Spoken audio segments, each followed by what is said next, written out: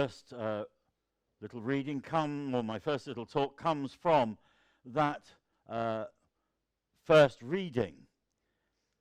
If you love me, you will keep my commandments.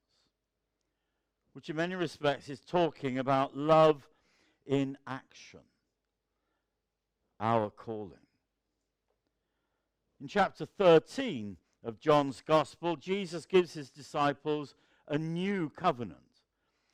Just as I have loved you, you also should love one another. And Jesus says, by this everyone will know that you are my disciples. Tertullius was a great Roman philosopher.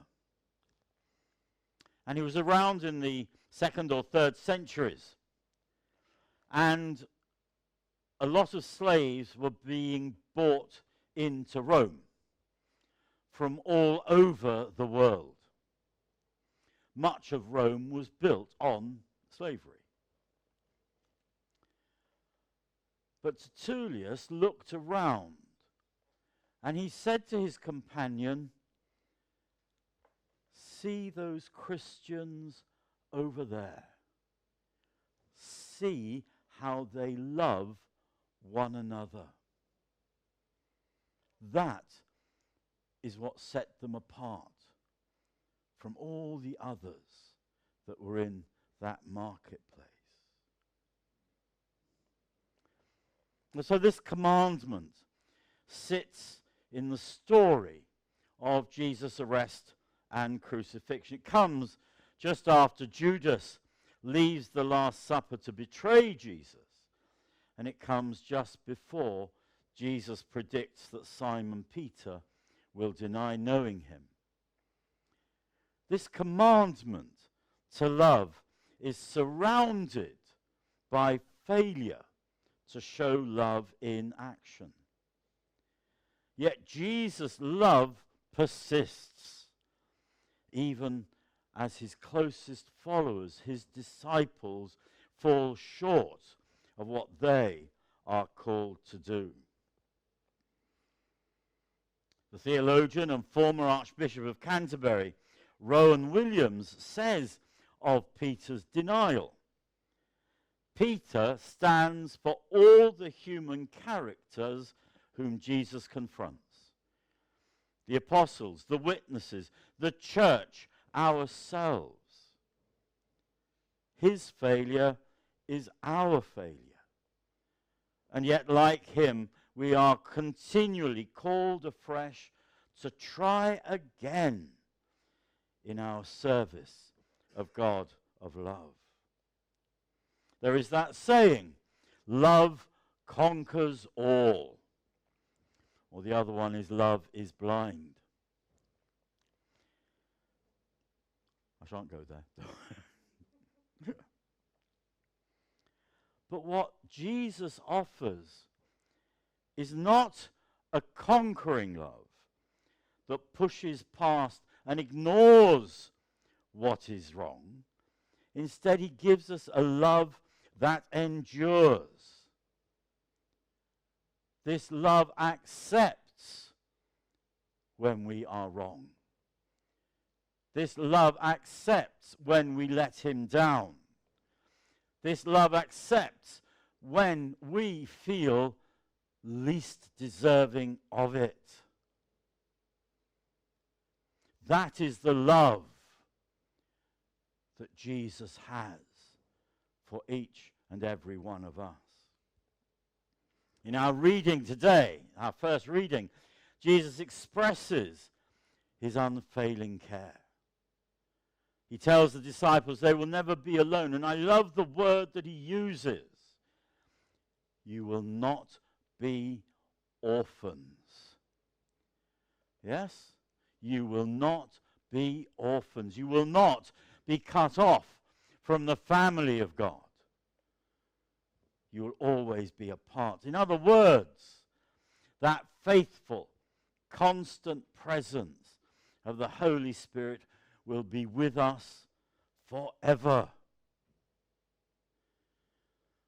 And once we have become Christians, that Holy Spirit is in us. That Holy Spirit becomes an integral part of us.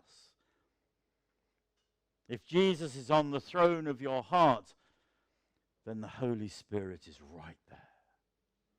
Right there.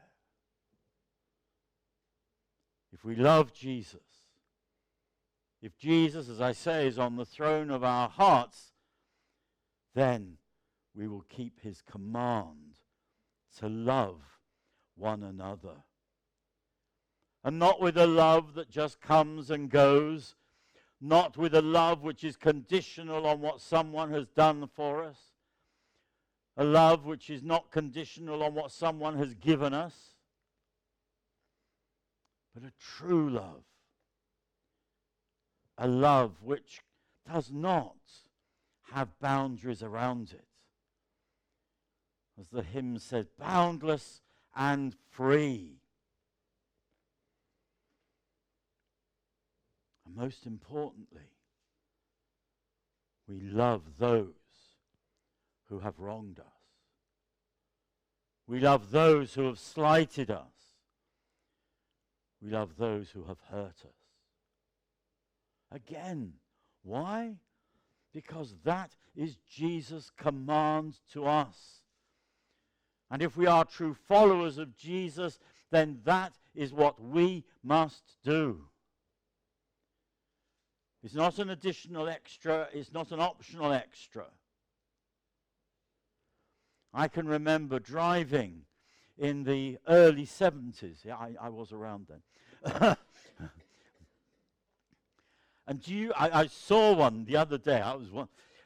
There weren't such things as heated rear windows. Do you remember the ones you had to buy? Do you remember those? No, all right, you don't. Okay. And you had to stick them on the back. Oh, all right, okay. You stuck them on the back, and they were these silver. Do you remember those? Oh, Alan. Oh, I couldn't afford the car, but I could afford the... You had to stick it on, then you had to wire it up, and so on and so on. And they never worked properly, and they usually broke after the first 5 times you'd use them. But here, this is a part and parcel of what being a Christian, a follower of Jesus is about. And what we need to then have is not only confidence in our own love for others, but confidence in others' love for us. That is what makes a family. That is what makes us true followers of Jesus. That is why he uses that word orphans. No one in this church is an orphan. How often can I say the word orphan? No.